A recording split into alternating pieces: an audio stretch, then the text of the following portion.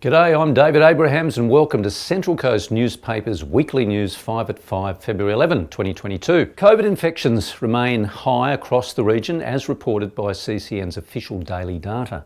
Most remarkable is the growing death toll. This month alone, 9 people have died across the region with the virus, bringing the toll since the new year to 28 people.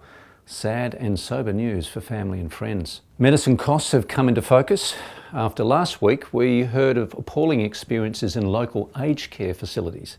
This week, an equally disturbing report by the Pharmacy Guild revealed that many local families are being forced to choose between food, rent and prescription.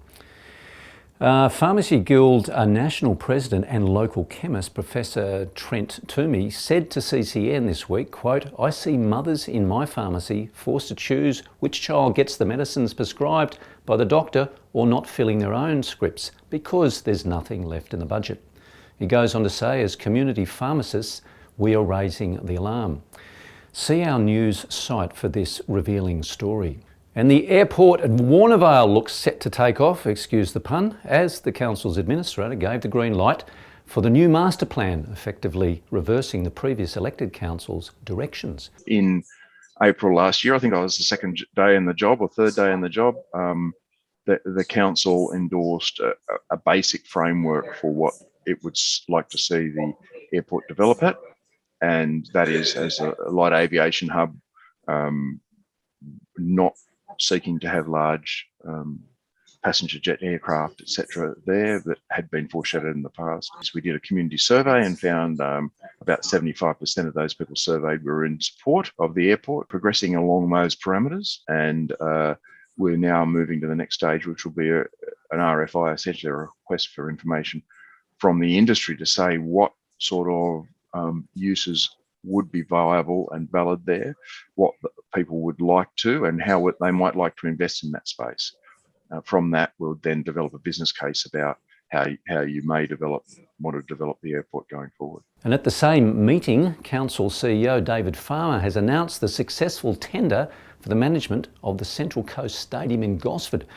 The prize asset will now be managed by Australia's largest facilities management company, Venues Live. Venues Live are a major operator of stadia in Australia. They operate what was the Sydney Olympic Stadium and the Western Sydney Stadium, the new stadium at Parramatta, and they also operate Optus Stadium in Western Australia. So, 3 of the biggest and newest stadiums in the country. We're very, very, very happy that an organisation like that wants to partner with us. It gives us a real opportunity to increase the breadth and depth of activity at that facility. And Mr Farmer hopes this new management contract will help kickstart the use of Gosford waterfront.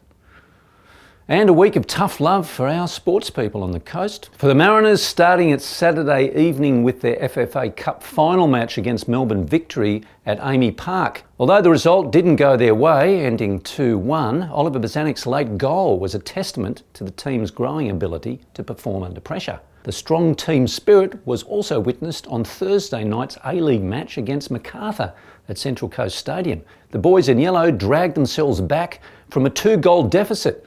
Started with a cracker of a goal from ex-Mariner Tommy Orr to steal the lead with 3 unanswered goals, only to settle for a draw due to a last-minute perler from the Bulls' Craig Noon. Macarthur bought the star power, but the Mariners have the team mentality. Meanwhile, at the Beijing Winter Olympics, the Central Coast ambassador, Matt Graham, was unfortunately eliminated from the men's mogul event in the qualify round.